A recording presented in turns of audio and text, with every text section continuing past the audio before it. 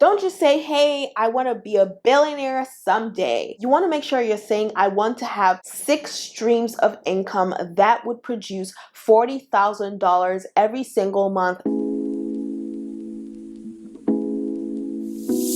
From what I've used to get an internship in a Fortune 500, get an internship in the Big Four that turned into a full-time job, get married before 25 and buy a house with my spouse, I feel like I have 1 or 2 things to share with you if you're in college or if you're just a young person about to start your career, business, or life. That's one of the reasons why I made this channel, to be honest, because I want to give people the guidance that I wish that I had about goal setting, about goal hitting, and about building the life that you want to lead.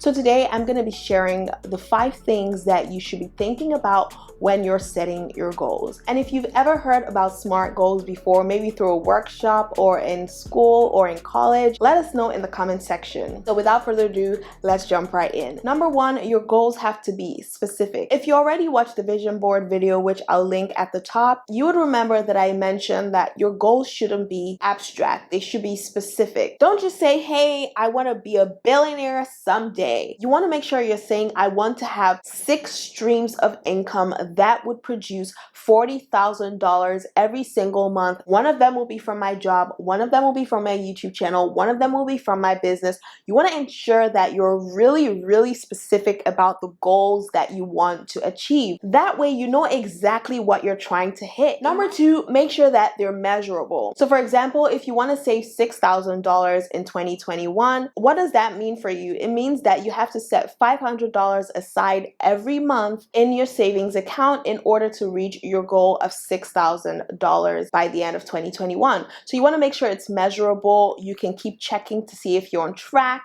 And a good way to do that is by having a budget. But this video is not about budgeting. If you want me to talk about budgeting in a future video, let me know in the comments section. The 3rd thing is to set a goal that's attainable. A lot of us think that attainability and aspiration have to be mutually exclusive. And honestly, that's not the case at all. It is possible to have aspirational goals that are possible to achieve. If you're 18 years old and you want to be president, obviously you cannot be president next year because you probably haven't reached the age qualifications, the education qualifications, the experience qualifications, but it is aspirational, and that big long-term goal can be broken down into smaller, more attainable goals. The next is to ensure that they're relevant.